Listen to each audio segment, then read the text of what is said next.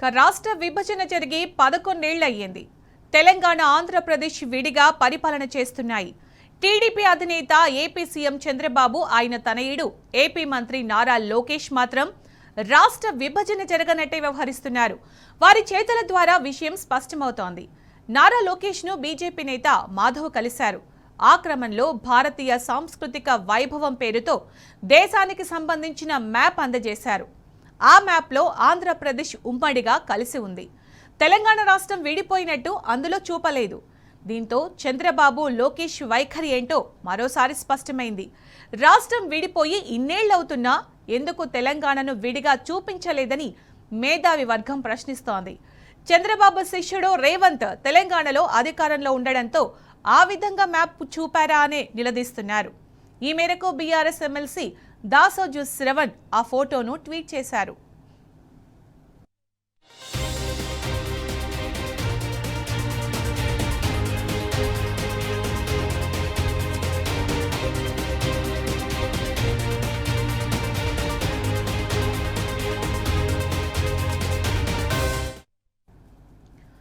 ఇక లోకేష్ స్వీకరించిన పటంలో జార్ఖండ్, ఛత్తీస్గఢ్ రాష్ట్రాలు విడిగా కనిపించాయి. ఆ రెండు రాష్ట్రాలు కూడా కొత్తగా ఏర్పడ్డవే. తెలంగాణ రాష్ట్రంపై చంద్రబాబు లోకేష్ వివక్ష కళ్లకు కట్టినట్టు కనబడుతోంది. దశాబ్దాల పాటు సబ్బండ వర్గాలు పోరాటం చేయడంతో తెలంగాణ ప్రజల చిరకాల ఆకాంక్ష నెరవేరింది. ప్రత్యేక రాష్ట్రం అవతరించింది. బీఆర్ఎస్ 10 ఏళ్ల హయాంలో సంక్షేమ రాజ్యంగా వర్ధిల్లింది. అన్ని రంగాల్లో నంబర్ 1గా నిలిచి మిగతా రాష్ట్రాలకు ఆదర్శంగా నిలిచింది. అయినప్పటికీ పచ్చపార్టీ నేతలకు తెలంగాణ అస్తిత్వం, ఉనికి చాటడం ఇష్టం లేదు. ఆ క్రమంలోనే తెలంగాణ విడిపోయినా ఉమ్మడి ఆంధ్రప్రదేశ్లో ఉన్నట్టు చూపారని దాసోజు శ్రవణ్ మండిపడ్డారు.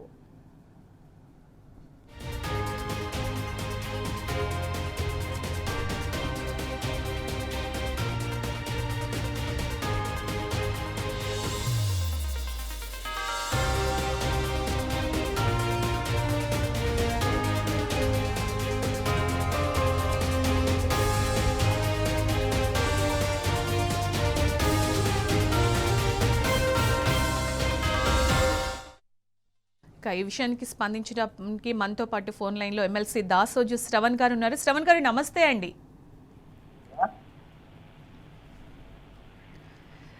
శ్రవణ్ గారు, రాష్ట్ర విభజన జరిగి 11 ఏళ్లు అయిపోయింది. తెలంగాణ, ఆంధ్రప్రదేశ్ విడివిడిగా పాలన చేస్తున్నాయి. కానీ టీడీపీ అధినేత ఏపీ సీఎం చంద్రబాబు అలాగే ఆయన తనయుడు కూడా దీన్ని తీసుకున్నట్టుగా మనకు కనిపించట్లేదు. వాళ్ళ చేతుల ద్వారా ఈ విషయాలు మనకి స్పష్టంగా తెలుస్తున్నాయి. ఇప్పుడు ఈ విషయం మనం ఎందుకు మాట్లాడుకోవాల్సి వచ్చిందంటే, బీజేపీ నేత మాధవ్ కలిసిన నేపథ్యంలో లోకేష్ని అతనికి ఒక పటం, దేశానికి సంబంధించిన పటం బహుకరిస్తే అందులో తెలంగాణ రాష్ట్రం సెపరేట్గా ఎక్కడ కనిపించట్లేదు. సో అందరూ కలిసి దశాబ్దాల పాటు సబ్బండ వర్గాలు పోరాటం చేయడంతో తెలంగాణ ప్రజల చిరకాల వాంఛ నెరవేరింది. తెలంగాణ రాష్ట్రం మనకి సిద్ధించింది. ఇదింతా చూస్తుంటే తెలంగాణ ప్రజలను అవమానించడం అనిపించట్లేదా? చాలా దురదృష్టం. ఒక నారా లోకేష్ గారు ఒక ఏళ్ల తరబడి చరిత్ర కలిగినటువంటి, ఆంధ్రప్రదేశ్ లో చరిత్ర కలిగినటువంటి ఒక తెలుగుదేశం పార్టీకి కీలక నాయకుడుగా ఉంటూ, మరో పక్కన జాతీయ స్థాయిలో అధికారంలో ఉన్న భారతీయ జనతా పార్టీకి రాష్ట్ర అధ్యక్షుడిగా ఉన్నటువంటి ఒక ఇద్దరు ఇవాళ తెలంగాణ అస్తిత్వాన్ని, తెలంగాణ సంస్కృతిని, తర్వాత తెలంగాణ త్యాగాలను, పోరాటాలను విస్మరించేటువంటి విధంగా, రూపుమాపేటువంటి విధంగా, తెలంగాణ మ్యాపే లేకుండా, తెలంగాణ ఐడెంటిటీ లేకుండా వాళ్ళు ఇండియా మ్యాప్ పట్టుకొని ఫోటోలు దిగిన వైనం చూసినట్టయితే అంతర్లీనంగా వాళ్లకు తెలంగాణ పట్ల ఉన్న కుట్ర గాని, కక్ష గాని, కార్పణ్యం గాని స్పష్టమైనట్టుగా కనబడతా ఉంది. I consider that this is an attack. గమ్మత్ ఏంటంటే, అది పైన భారతీయ సాంస్కృతిక వైభవం అంటాడు. ఛత్తీస్గఢ్ ను గుర్తిస్తున్నావు నువ్వు, మనకంటే ముందు రాష్ట్రంగా అవతరించిన ఛత్తీస్గఢ్ ను గుర్తిస్తున్నావు, జార్ఖండ్ ను గుర్తిస్తా ఉన్నావు. కానీ తెలంగాణ రాష్ట్రాన్ని మాత్రం గుర్తించడానికి ఈ ఇరు పార్టీల నాయకులకు మనసొప్పుకోవట్లేదంటేనే వీళ్లకు తెలంగాణ పట్ల ఉన్నటువంటి ఒక కుట్ర, కక్ష, కార్పణ్యం స్పష్టమవుతా ఉంది. ఇది ప్రతి తెలంగాణ ప్రజలు కూడా తప్పనిసరిగా ఖండించవలసినట్టుంది.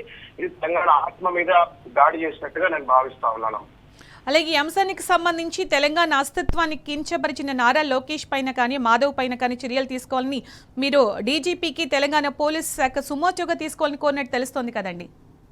అవునమ్మా, ఇప్పుడు వాస్తవంగా ఏంటంటే ఈ రకమైనటువంటి ఒక చర్యలకు పాల్పడుతూ ప్రజల యొక్క ఎమోషన్స్ తో ఆటలాడుతూ ఇట్లా ఇష్టం వచ్చినట్టుగా మ్యాప్లను డీఫేస్ చేయటం. దీన్ని అంటే ఉన్నటువంటి ఒక మ్యాప్ లో తెలంగాణను గుర్తించకపోవడం ఒక తప్పు అయితే, మ్యాప్ లో తెలంగాణ గుర్తును చెరిపేయడం అనేటువంటిది defacing of the Telangana map, Indian map ను డీఫేస్ చేయటం. కాబట్టి ఇది నేను సెక్షన్ 336 ప్రకారంగా, భారత న్యాయ సంహిత సెక్షన్ 336 ప్రకారంగా ఇది ఫోర్జరీ ఆఫ్ పబ్లిక్ డాక్యుమెంట్స్ కిందకి వస్తుంది. తర్వాత కుట్రపూరితంగా ఒక ప్రజలను తప్పుదో పట్టించడం కోసం అని చెప్పని ఫోర్జరీ చేసినట్టుగా భావించాలి. ఆ తర్వాత ఆంధ్ర తెలంగాణ మధ్యలో ఒక వైషమ్యాలు రెచ్చగొట్టేటువంటి ఒక క్రిమినల్ ఇంటిమిడేషన్ గా కూడా దీన్ని గుర్తించాలి. కాబట్టి నేను డీజీపీ గారిని ఒకటే కోరినాను, ఇమీడియట్ గా వాళ్ళపైన వాళ్ళ ఎక్స్ప్లెనేషన్ అన్నా తీసుకొని నోటీస్ సర్వ్ చేయాలి. ఇమీడియట్ గా వాళ్ళపై ఈ సెక్షన్స్ దాని మీద వాళ్ళపై తప్పనిసరిగా కేసు నమోదు చేయాలని చెప్పి కోరుతా ఉన్నాను. ఒక నరేంద్ర మోడీ గారు తెలంగాణ ఎందుకు ఇచ్చిండ్రు అని చెప్పని పార్లమెంట్ లో బాధపడతా ఉంటారు.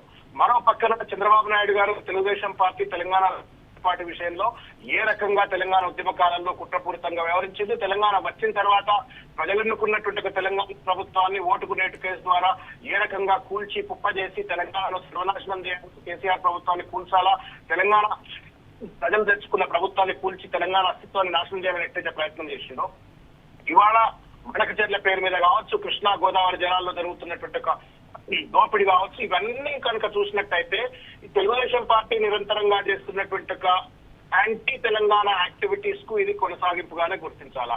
రెండోది, భారతీయ జనతా పార్టీ నరేంద్ర మోడీ గారు పార్లమెంట్ లో ఏ రకంగానైతే పార్లమెంట్ లో తెలంగాణకు వచ్చి కూడా, ఆంధ్రప్రదేశ్ కు వచ్చి కూడా తెలంగాణ ఇవ్వడన్నట్టుగా పలు సందర్భాల్లో మాట్లాడారు.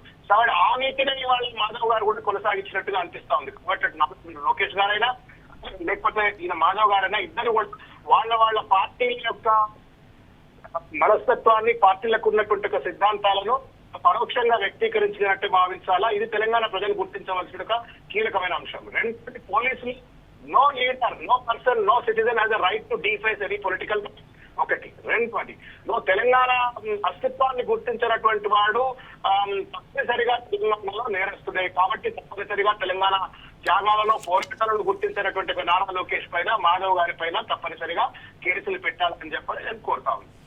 అలాగే శ్రవణ్ గారు, బీఆర్ఎస్ 10 ఏళ్ల హయాంలో మనం చూసినట్టయితే సంక్షేమ రాజ్యంగా వర్ధిల్లింది. అన్ని రంగాల్లో కూడా నంబర్ 1 గా నిలవడం జరిగింది.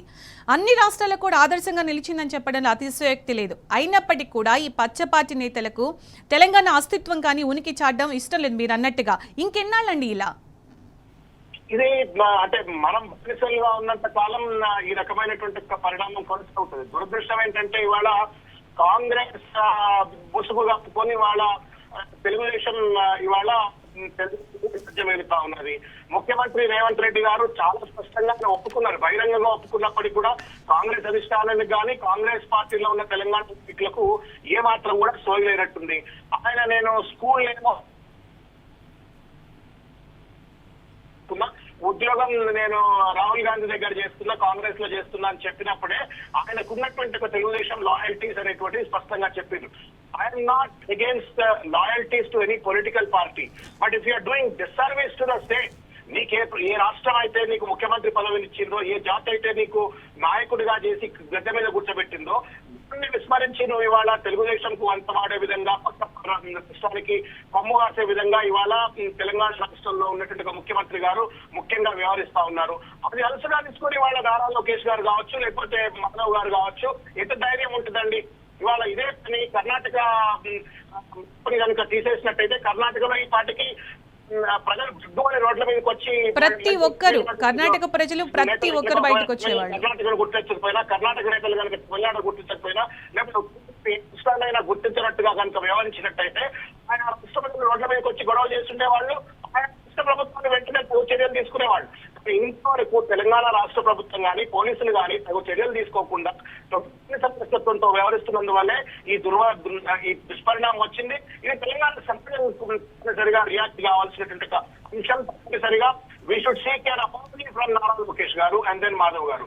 Then we should demand for a police case against these two individuals to the political map, the cultural map of India, defacing the, and then also de-recognizing Telangana's existence.